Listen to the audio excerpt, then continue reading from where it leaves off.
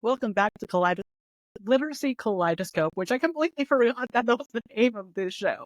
So this is October's wrap up because I completely forgot until I saw two other creators I follow do their October wrap ups. So yeah, I read 12 books this month, so hopefully I can make a pretty short video on all of them. I'll do a reaction, full review. So the first book that I read this month was You Can't Spell Tea Without Treason, which was a delightful, magical slice of life, sweet romance.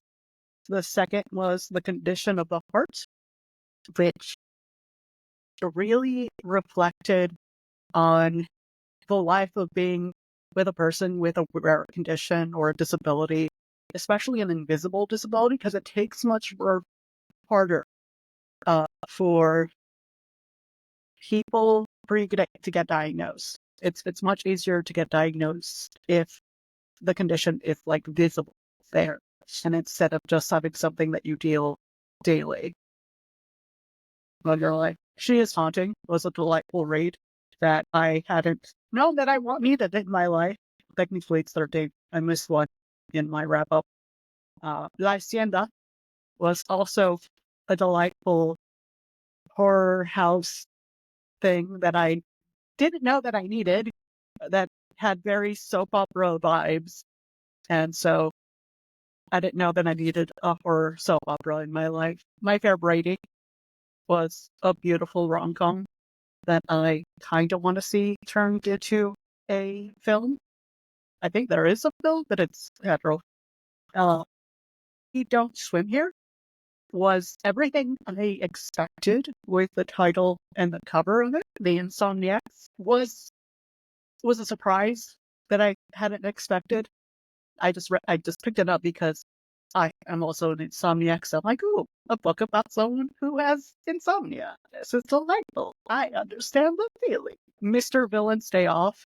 I had heard of it. I heard of the anime, but I like reading the manga before I watch the anime, especially because of Full Metal Alchemist, the original, in which the anime did not follow the manga, and I was so upset at how many characters are out of it. But no, if I'm comparing the manga, I am really wanting to watch the anime. The Falling of the Dark is kind of a lesser version of another book that I've read, but I enjoyed the twists and turns and also the haunted doll that the main character's mom owns. I was kind of hoping the doll would get into the plot, but it doesn't, but that's kind of hilarious, the fact that his mom owns a haunted doll and everyone's kind of okay with it.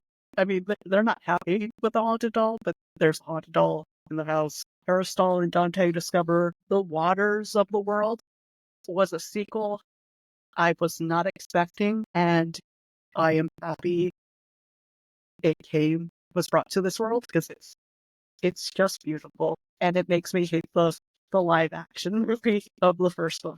This Delicious Death, I finally finished that book. I've been reading it, and then I just put it on the back burners, and then I don't read it again. Nothing more to tell. This author has this one flaw that a lot of people give her, that none of the characters are likable and are good characters. And I heard that, and I'm like, I like unlikable characters.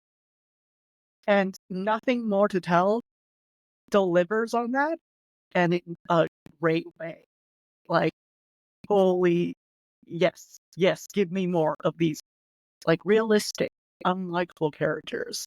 Because they're bad guys, but they're teenagers who are just impulsive and aren't making the best decisions in life. Spice Road. That's another book that I've been on my back burner where I'm trying to read it. And then because I have to finish all my library books before I leave for a vacation or break, it's mostly just a break, taking a break from reading. But Spice Road was something that I wasn't expecting, but it's good. It's I enjoy the different elements of culture and the militaristics and child soldier, the realistic treatment of child soldier in the book.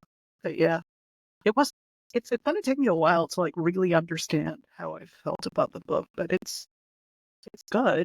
I need to pick. I do want to read the sequel though, because apparently it's a series, and so I mean it was good enough that I'm like I need to read the sequel.